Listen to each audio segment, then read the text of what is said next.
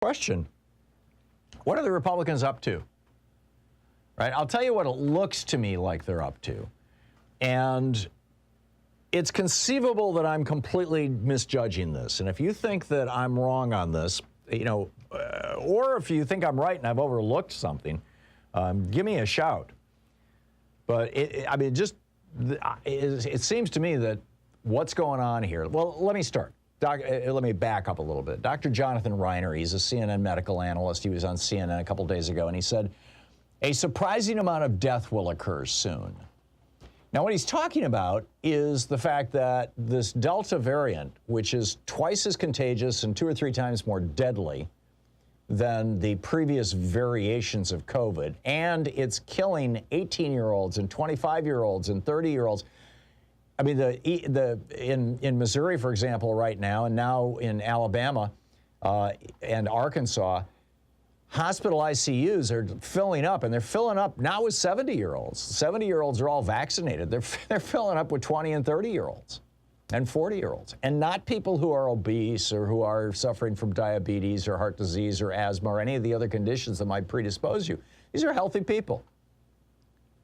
So this is happening right at the same time that right across the spectrum, from Republican elected officials to Republican commentators to Republican-leaning media, from Fox News to OAN to, just the whole bunch of right-wing hate radio all across the country, right-wing publications. At the same time that all of these Republican-affiliated groups are saying, don't get vaccinated. Why would Republicans and their media be telling their followers not to get vaccinated when 600,000 Americans are already dead from this virus? Millions are already probably permanently, certainly at the moment, disabled because of this virus. About 1/3 of men who get a serious case of it are impotent. I mean, it's like, why would these guys who are, who proclaim their macho masculinity, why would they be telling people not to get vaccinated?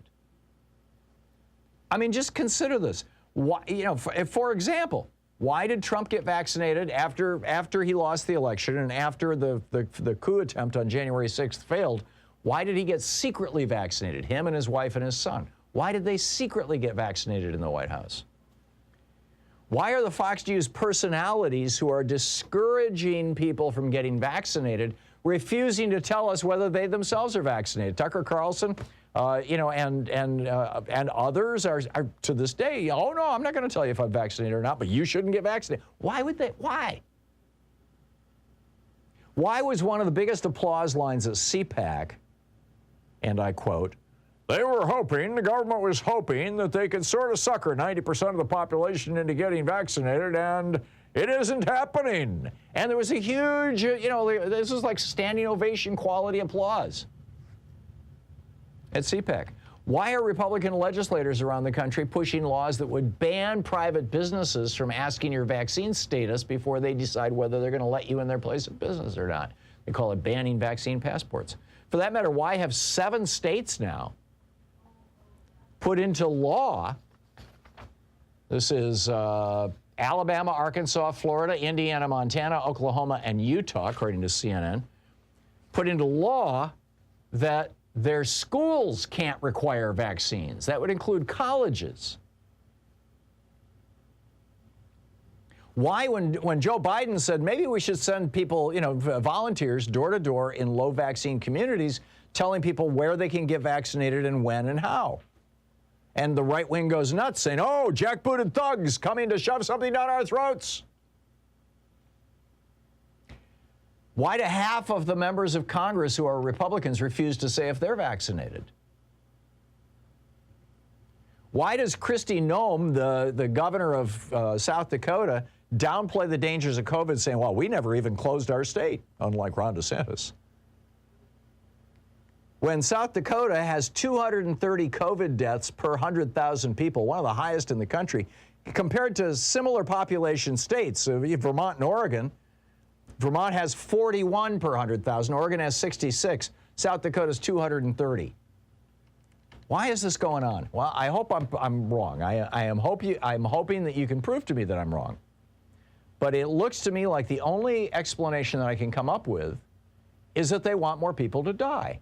Now, why would they want more people to die? Well, because if they can get the pandemic rolling again here in the United States, it will cause states to shut down. And if states shut down, then the economy goes in the tank. And if the economy goes in the tank, the party in power always loses the next election. It's what happened to Donald Trump. It's why Democrats right now control the House, the Senate, and the White House. The economy went in the tank. I mean, it's like a law of physics. It's like Newton's second law of motion. When the economy goes down, party in power gets kicked out. Yeah, I mean, particularly if the economy goes down substantially. Pat Buchanan wrote in his newsletter today, he said, "Are the Democrats headed for their little bighorn with President Joe Biden as Colonel Custard? The wish you suggest is father to the thought." Right.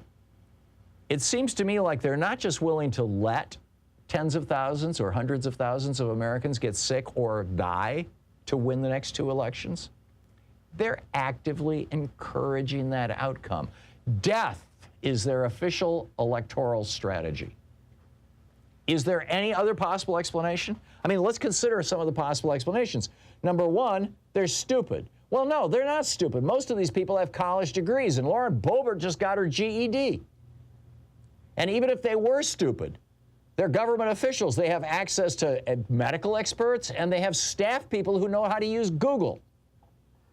So it's not that they're stupid. Is it possible that they just hate America? I doubt it.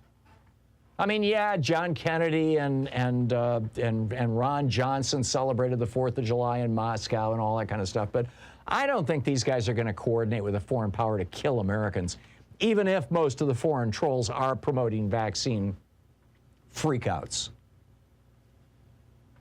Is it that there's this bizarre faux masculinity, that Trump was promoting, saying, masks are something wimps wear?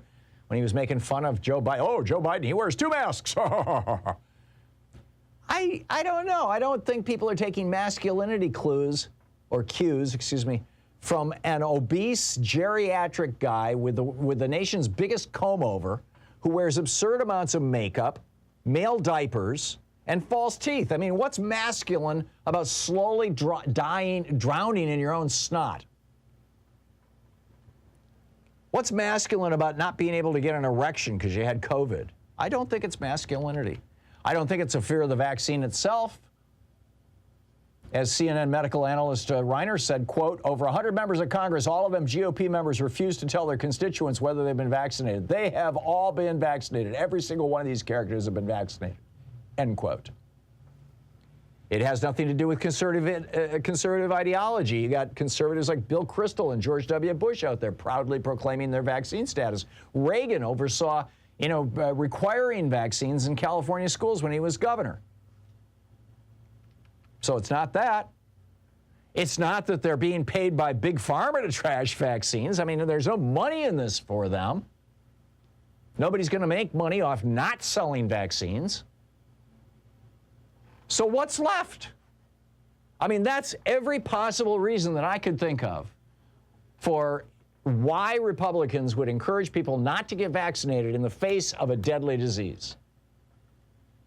Which leaves me nothing other than the possibility or the probability or maybe even the certainty that Republicans are doing this because they want more people to die, because they think that'll hurt the economy. And if the economy goes in the tank, then they will win the next election. I dare you to talk me off the ledge on this thing. I can't see any other possible explanation. And I realize this is like strong language, right? The headline over at HartmannReport.com today is Death is Their Election Strategy.